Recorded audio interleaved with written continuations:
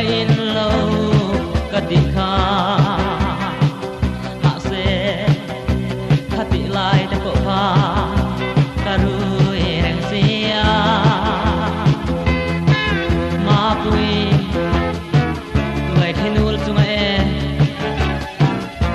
in ron lam hong tu ra hei lai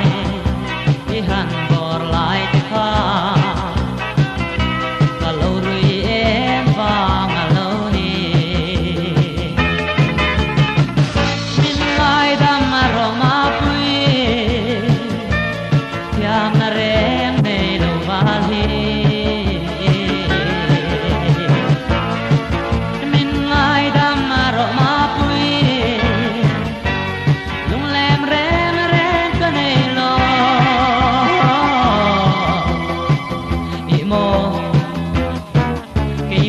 khan mo si lung phang reng reng a zan mu ki chin lo lai te kha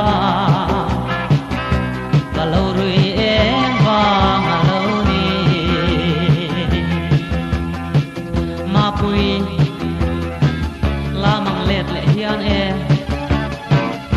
kan ron lo loi le la kanum kasim toang lim ten ni len ve na dia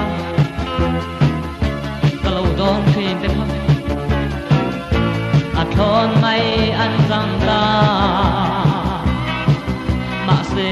en dang pa ani lo kalau rui em vang a lo ni